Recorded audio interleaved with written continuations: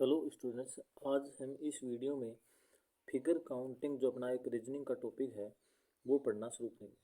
और figure counting में भी सबसे पहले हम पढ़ेंगे ट्राइंगल काउंटिंग। TRIANGLE ट्राइंगल मतलब त्रिभुजों को गिनना। ट्राइंगल काउंटिंग को हम पढ़ेंगे। इसमें दो प्रकार की आकृतियाँ होती है। एक तो फिक्स टाइप की आकृति होती है जिनमें ट्रिक लगती है, और एक वे आकृतियाँ होती है जो बेसिक से गिननी होती है। तो सबसे पहले हम ट्रिक वाली आकृतियों को गिनेंगे।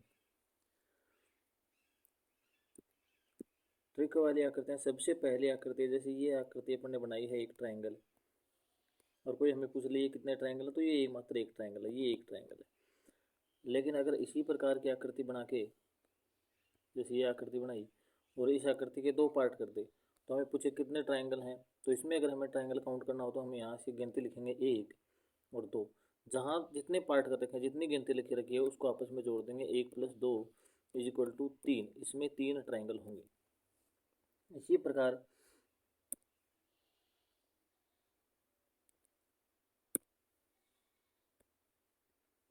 जैसे एक नई आकृति अपन बनाए, तो ये आकृति है, इसके पार्ट अपन ने कर दिए।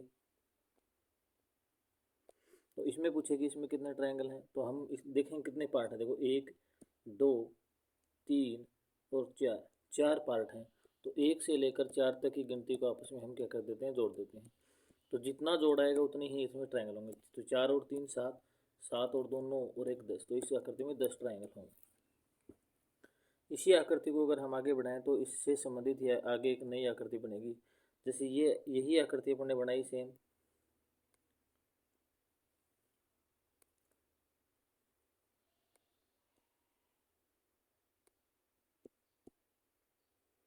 और ये 4 पार्ट कर दिए अपन ने, 1 2 3 4।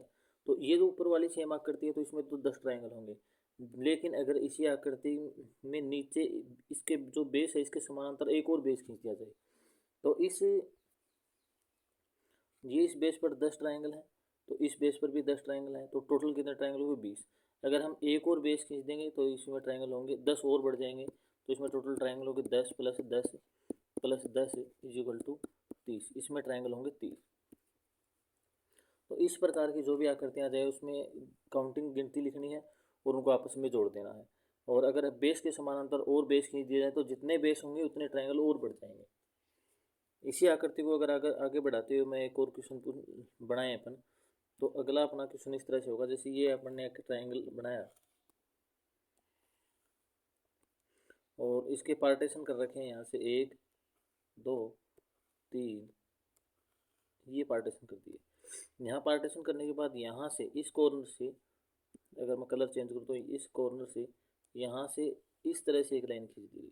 इसमें कितने ट्रायंगल होंगे ये पूछा जाए, तो अगर ये यहाँ 1 2 3 4 5, 5 तक की गिनती लिखी गई है, तो 1 2 3 4 और 5 तक की गिनती को अगर आपस में जोड़ देंगे तो 5 और 4 9, 3 12, 2 14 है और 1 15 है। तो टोटल ट्रायंगल होंगे 15।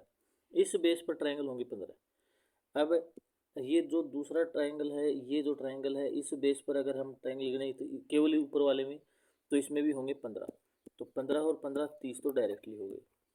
अब अगर मैं कलर चेंज करूँ और तो मैं बताऊँ कि ये जो एक ट्रायंगल है, ये एक ट्रायंगल एक्स्ट्रा बना है। देखो यहाँ कॉर्नर से लाइन खींचने के कारण, यहाँ से लाइन खींचने के कारण ये एक एक्स्ट्रा ट्रायंगल, 1 ये 2 और ये 3 ये 4 और ये 5। जितने पार्ट है उतने ट्रायंगल और बन जाएंगे। तो इसमें 5 और ऐड कर दो तो टोटल ट्रायंगल हो गए टोटल 35।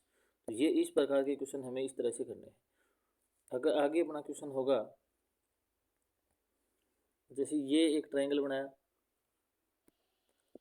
और इस ट्रायंगल के बेस के पैरेलल, किसी भी बेस के पैरेलल लाइनें खींच दी जाती हैं, तो जितने बेस के पैरेलल लाइनें होंगी उतने ही ट्रायंगल होंगे। जैसे 1 2 3 और 4।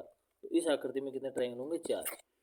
तो सभी बच्चे जो है वीडियो को ज़्यादा से ज़्यादा लाइक करें, शेयर करें, और आगे का वीडियो हम आगे बाद में बनाएंगे।